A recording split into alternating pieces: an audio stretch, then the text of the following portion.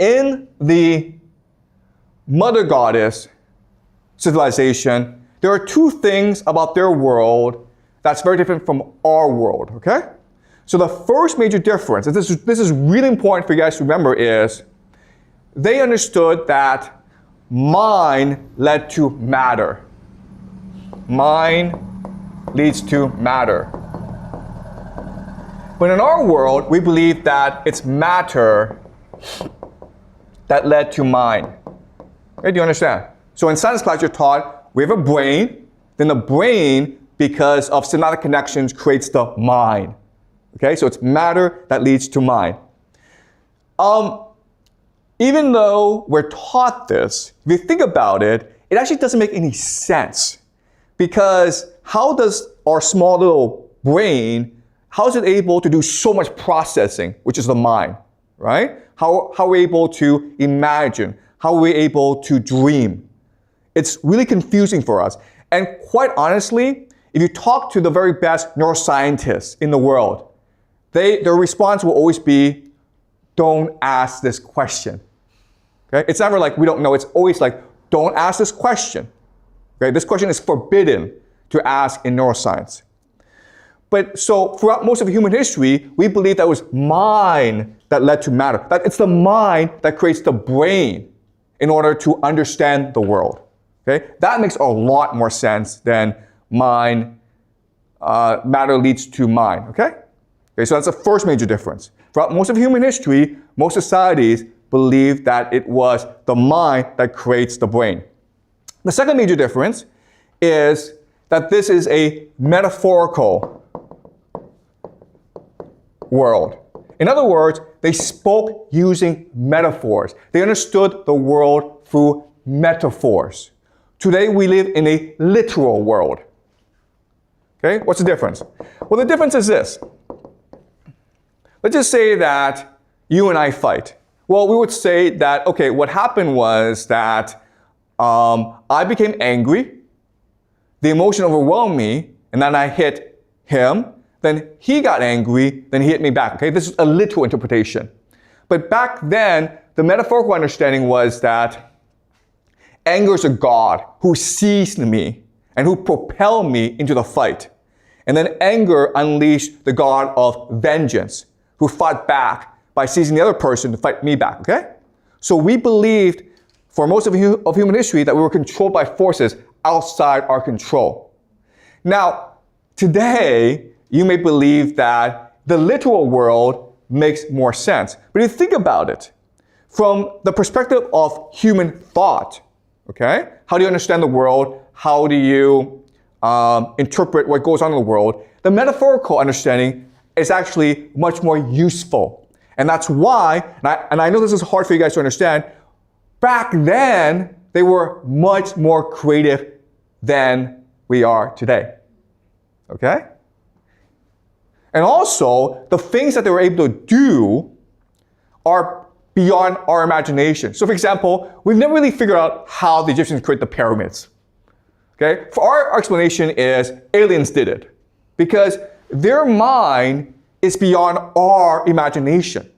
Okay, so that shows you the switch. Now, when we go to the polytheistic world, this system still continues, but they add more elements to make it more complex. Okay, so the first element is they believe that we are controlled by gods. We're the playthings of gods. Now, what's really important to understand is that these gods, Zeus, Apollo, Ares, they're no different from mortals. The only difference is they just live forever. Okay? So, for example, if you're a king, what do you like to do? Well, you like to go around and chase young girls around, okay? What does Zeus do all day? What does Apollo do all day? These gods, all they do is go around and chase young girls around. Okay, so there's absolutely no difference. Above the gods are the older gods, fortune, fate. So the belief was that even though these are gods, they're still controlled by forces beyond their understanding like fortune and fate. What mattered in this world was not to be good what matters in this world is to be lucky, okay? To be fortunate. Because that showed you that the gods favored you. And the last element, the most important element, is the unwritten and immutable laws of the universe. Okay? So a concept like justice. So think of gravity, how gravity gives structure to the universe, right? Well, back then they believed the same thing, where at the most fundamental level, there were concepts that existed like justice. And if you could have the favor of the gods, and you could be very lucky, but if you did things that were unjust, then eventually you'd be punished for it because you're breaking the structure of the universe. Okay? So this was the polytheistic worldview. Now, when you go to the monotheistic worldview, all this changes because now you have a new concept that never existed in human history before called one true God. And this changes everything, okay? Because before, as you can see, humans thought in a very complex, sophisticated, diverse, imaginative way about the world. But now, with the advent of Christianity, it's only one true God. And as such, you have three new concepts that become dominant in this world. These concepts have existed before, but now they're dominant. The first concept is the idea of truth. Okay? If there's one true God, then there must be one truth to the universe. And so when we move towards the truth, that is good, right? But when we move away from the truth, that is evil. So now you have a new concept called evil that didn't really exist before. Okay? You did good things because in this world, it was to your advantage. Now, in this world, if you defy God, that is evil. Okay? And now with truth and evil, you have a new concept called the individual. Before in this world, what mattered was your family, your community, your society, the people around you. Now, with the advent of one true God, the community, the family doesn't matter. What matters is your loyalty, your faith in the one true God. So you can actually step outside your community and just do what you believe is right, as long as you have faith in the one true God. All right? Okay. So these three concepts, truth, evil, individual, are important for you to remember because they underpin modernity. These three concepts, once they grow to a certain extent, they will create modernity, the world we live in. Okay? Our world is controlled by these three forces. Now, what's important for us to understand is these three concepts are beyond the human intuition.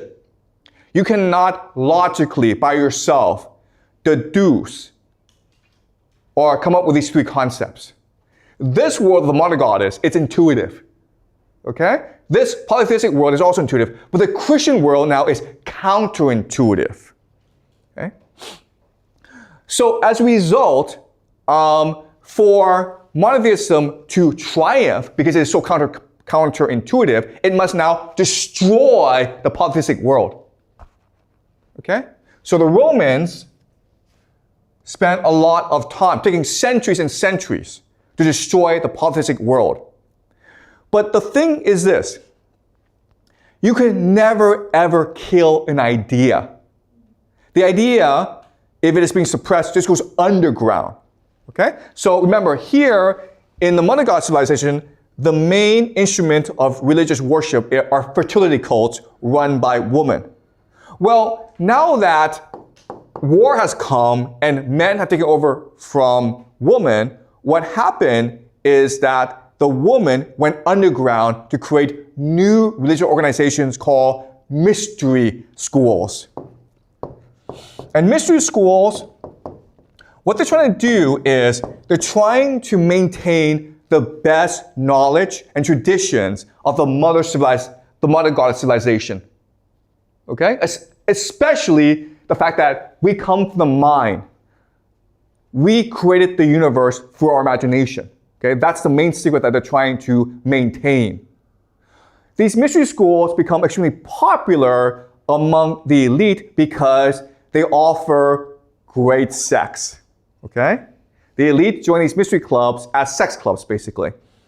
Remember, in this civilization, what mattered is the womb. So they develop all sorts of like secret sexual techniques to please the woman, to make the woman feel as though she's in harmony with the universe. In this world, the mother goddess, sex is a mechanism to communicate with the universe, to discover the secrets of the universe. And so they maintain these rituals in the mystery schools. And the most powerful people will participate in these mystery schools. They're called mystery schools not because they're secret, but because everyone is sworn to secrecy. So if you ever divulge what actually goes on in these mystery schools, you'll be punished by death. Okay? You'll be executed by the members. But with the advent of Christianity, these mystery schools now are a threat to the empire. Okay? Because these mystery schools are where the elite, the local elite, hang out.